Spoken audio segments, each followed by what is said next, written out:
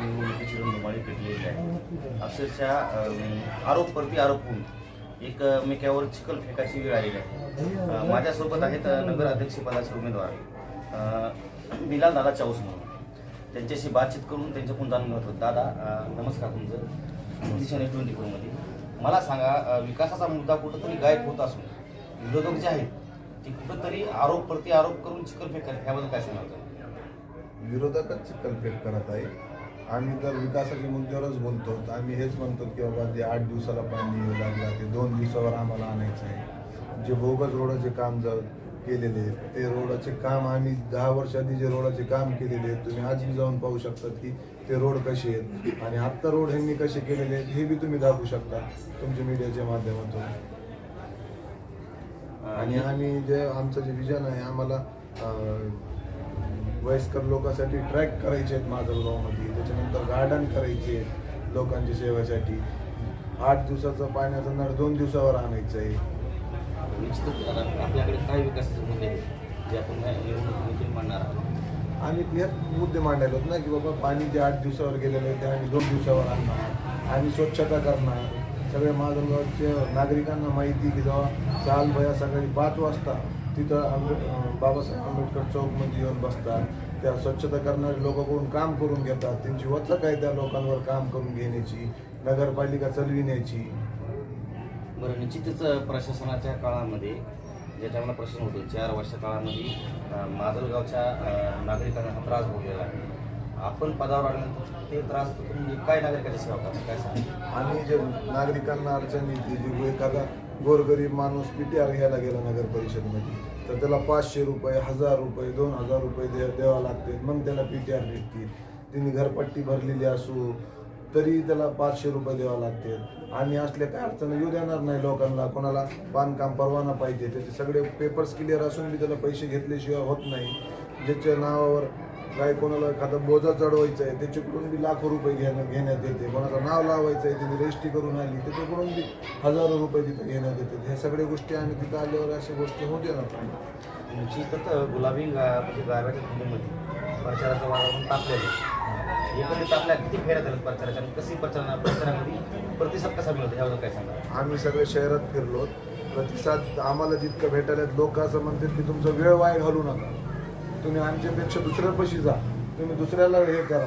आमच्यापाशी वेळ घालून काय उपयोग नाही. आम्ही तुमच्या बरोबरच आहे आणि आम्ही तुम्ही किती काम करतात हे आम्हाला माहिती आहे. आणि आम्ही सगळे लोक आमच्या फॅमिलीतले सगळेच लोक रोडवर उभे असतात. तुम्ही सुद्धा पाहतात आम्हाला. आम्ही तुम्हाला कधी बी आलो तर कुठं ना कुठं भेटतोच.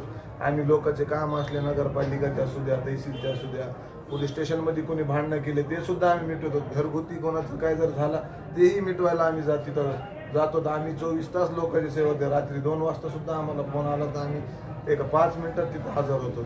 निश्चितच ज्यावेळेस तुमचा उमेदवारी अर्ज दाखल झाला त्यावेळेस तुमच्यावर म्हणजे आक्षेप हे सरपटी डुप्लिकेट आहे असे विरोधकांनी घेतले.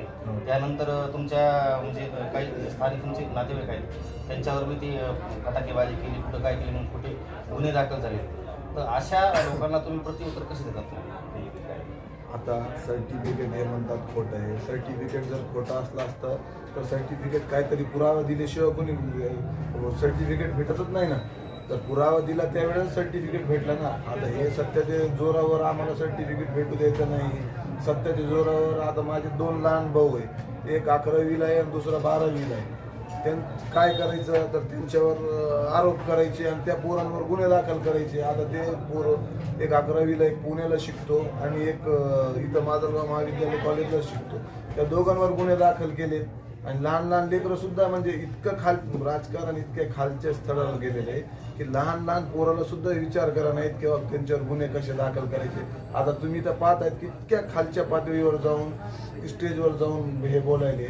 इतक्या खालच्या पातळीवर म्हणजे राजकारण असं वाटायला की राजकारण हे ह्या लोकांचे कामच नाही. हे आजच निवडणूक. तुम्हाला असं म्हणायचं की विरोधाकडे कुठेतरी विकासाचं म्हणजे मुद्दे नसल्यामुळे मुद्देच नाही बोलण्यात चालले. हो, मुद्देच नाही ना त्यांच्यापाशी. आता फक्त एकच विषय चालू आहे की फक्त सहाल चौस दुसरा विषयच नाही ना कोणता बोलायचा. विकासाच्या मुद्द्यावर काय बोलतात? आता तुम्हीच म्हणतात की 400 कोटी रुपये आणले, 500 कोटी रुपये आणले. तर मग 500 कोटी रुपये आणले तर कुठं हे फुफुटा करायला आणलेत का 500 कोटी रुपये? तर तर आता मतदान जे आहे ते 2 डिसेंबर रोजी होणार आहे. तर मतदाराला काय आव्हान करणार? मतदाराला माझं एवढंच आव्हान आहे की आम्ही चांगलं काम करणारे लोक आहोत. उमेदवार म्हणून माझी मिसेस आहेत चौस मैरीन शिफा बिलाल आणि 26 नगरसेवक आहेत माजलगावमध्ये. आदरणीय शरदचंद्रजी पवार साहेब राष्ट्रवादी काँग्रेसचे, त्या सगळ्या लोकांना तुम्ही निवडून द्यावा. आम्ही निश्चितच तुमच्या कामाला सगळं जे काय अडचण होईल ते अडचण तुमची आम्ही दूर करू आणि जे काय प्रश्न असतील सगळे लोकांचे आम्ही सगळे चांगल्या पद्धतीने सोडवू एवढंच सांगतो. निश्चितच हे होते बिलाल दादा चौस जे अध्यक्षपदाचे उमेदवार आहेत. त्यांच्या सुविधे पत्नी शिफा बिलाल चौस या तुतारी चिन्हाकडून उभे आहेत.